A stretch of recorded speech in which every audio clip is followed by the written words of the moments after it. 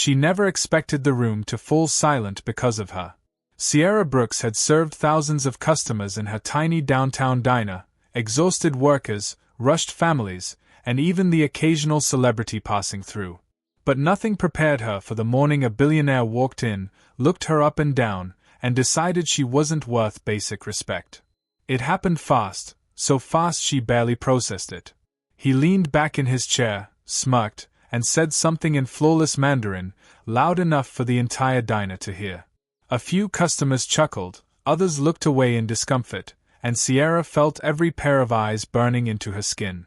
She didn't know the details yet, but she knew one thing: whatever he said wasn't a compliment. Still, she didn't flinch. She didn't raise her voice. She didn't back away. She simply breathed, and prepared to answer in a way none of them expected. Because Sierra had a past nobody knew about, skills no one in that diner imagined she possessed. And within seconds, the man who believed he could humiliate her would learn a lesson he'd never forget. But what exactly did she say, and why did the entire room fall silent afterward? And you, where are you watching this story from? Because what happens next will make you question everything you thought you knew.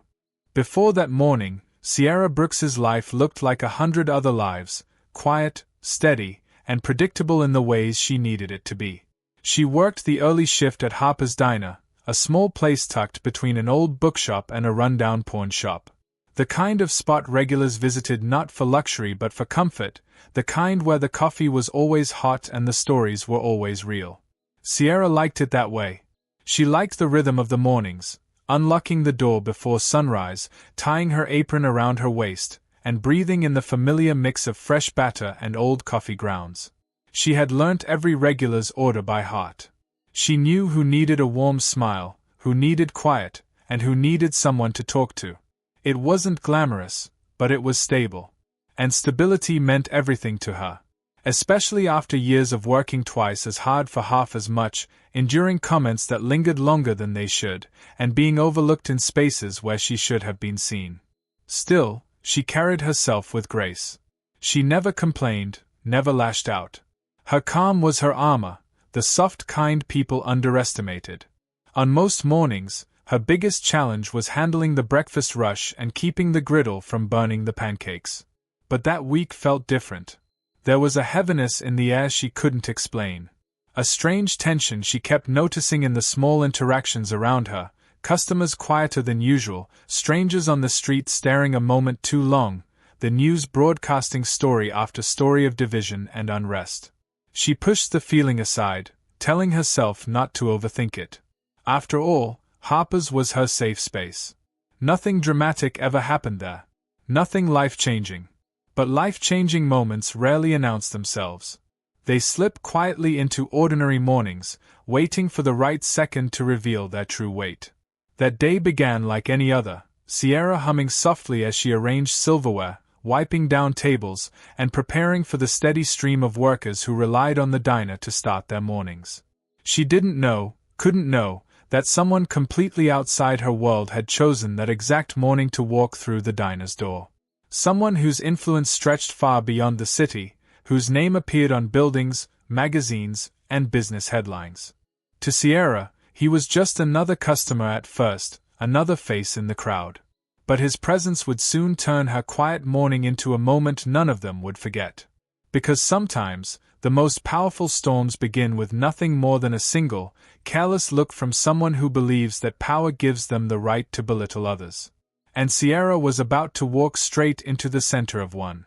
The moment the morning rush began, Sierra settled into her usual pace, quick, efficient, and graceful in a way that came from years of practice. Plates clattered, coffee poured, and conversations layered over one another like a familiar song. It was the kind of chaos she handled with ease. But everything shifted when the door swung open, and a man stepped inside like he owned the air around him. Tall, sharply dressed, and with an expression carved with entitlement, Daniel Whitmore walked in with a presence that pulled every gaze toward him. Billionaire, tech mogul, media favorite, a man used to applause, power, and people bending before him. He didn't wait to be seated. He didn't look around. His eyes locked on Sierra immediately, scanning her from head to toe with the kind of look she had seen too many times, a look that dismissed her before she even spoke. Sierra offered her usual warm greeting anyway. Habit, professionalism, self-respect. But Daniel didn't respond. Instead, he smirked, turned to the businessman trailing behind him, and said something in Mandarin, loud enough for the room to catch pieces of it. A few customers stiffened. One man lowered his gaze. Another let out a quick, uncomfortable laugh. Sierra didn't speak Mandarin fluently, but she had heard enough over her lifetime to recognize tone. Intention. Disrespect disguised beneath a foreign tongue. She felt the sting before she even understood the words fully. Daniel didn't stop there. When she handed him a menu, he waved it away as if it were beneath him. Again, he said something in Mandarin, this time with open disdain, gesturing at her like she was an inconvenience rather than a human being. Sierra felt her heartbeat quicken, but not from fear. From the familiar heaviness of being reduced to a stereotype in front of people who pretended not to see it. Still, she kept her voice steady. She always had. But she couldn't ignore the shift in the diner. Conversations quieted. Eyes flicked between her and the billionaire. A tension built in the air, one that didn't belong in a place as small and ordinary as Harper's. Daniel leaned back in his seat, arms crossed, confidence dripping from every movement. He clearly expected her to shrink, to accept the humiliation quietly, the way too many people did around men with money and ego. Instead, Sierra stepped closer, choosing calm over anger, strength over reaction. She didn't know why, but something inside her refused to let this moment pass the way so many others had. Daniel's words grew sharper, the Mandarin phrases colder. He didn't hide his meaning anymore, even if the room didn't understand every syllable. A businessman at his table shifted uncomfortably but said nothing. Power had a way of silencing the people who should have spoken up. Sierra felt a familiar burn in her chest. Memories flashed, moments she had buried deep. Times when people questioned her intelligence, her worth, and her right to exist in certain spaces. Times she had endured because survival meant choosing peace over confrontation. But she wasn't the same woman she used to be. She had spent years learning languages while working night shifts. Years listening, practicing, and absorbing more than people realized. Mandarin was one of those languages, a skill picked up quietly, privately, like a small rebellion carved into her future. Daniel didn't know that. No one in that diner knew that. He kept speaking, unaware that each word only tightened the coil inside Sierra, pulling her closer to a moment she hadn't planned for but suddenly felt destined to face. She placed Daniel's water on the table gently, deliberately. That tiny, steady gesture made him pause, just long enough to sneer again, assuming she hadn't understood a thing he said. But beneath her calm exterior, something shifted. Not rage. Not fear. Something stronger. Clarity. Because this wasn't just about her. It wasn't just about a rude billionaire. It was about every moment someone like her, someone judged by skin before skill, was expected to stay silent. The diner held its breath as Daniel prepared to speak again, leaning forward with that cruel confidence, ready to deliver another insult in a language he believed protected him. But then Sierra did something no one expected. She inhaled slowly, steadying the tremble in her chest, and opened her mouth. Right as the entire diner went quiet. Every head turned. Every eye locked onto her. And Sierra knew the next words leaving her lips would change everything, not just for her, not just for Daniel, but for every person watching. Because she was about to respond. Not in English. Not with anger. But in the language he thought would keep her beneath him. A language he never imagined she could speak. And what she was about to say would turn the entire room upside down. The diner held its breath. Every fork, every sip, and every whispered conversation stopped mid-air as Sierra finally spoke. Her voice wasn't loud, but it carried the weight of every insult, every assumption, and every time she had been dismissed for the color of her skin. She spoke in flawless Mandarin. The words rolled off her tongue with precision, calm and unyielding. Daniel's smirk faltered. Confusion flickered in his eyes, then disbelief, then a rare, uneasy vulnerability. The language he had used as a shield, as a weapon, suddenly became his blind spot. For the first time, Daniel realized she understood every word he had thrown at her. Every insult, every belittlement, every arrogant assumption. And she wasn't just understanding. She was responding. Each phrase she spoke cut through the room with clarity, exposing the arrogance he had carried like armor. Customers turned, shocked, whispering. Some had never heard Mandarin spoken outside classrooms or movies. Some couldn't understand a word, but the tone, the authority, the unshakable confidence, it was impossible to ignore. Daniel's face flushed. His hands gripped the table, knuckles white. The smirk that had dominated the room vanished, replaced by a strange mix of anger and recognition. He had underestimated her, misjudged her, thought money and fame could intimidate her. Sierra didn't raise her voice. She didn't gesture wildly. She simply stood her ground, calm, unwavering, letting the truth pierce through his ego like a blade. Every second stretched painfully, charged with tension. The room felt smaller, heavier. Even the sunlight streaming through the windows seemed to pause, holding its breath. She didn't need to explain herself.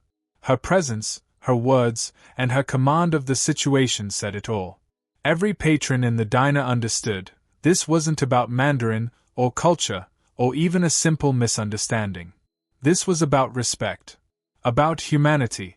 About the courage to refuse humiliation, even when faced with someone who believed money and status could erase it. Daniel leaned back, speechless for the first time in decades. He realized something fundamental: power isn't always measured in wealth or influence.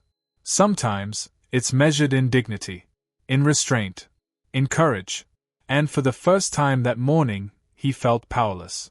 Sierra's eyes didn't leave his.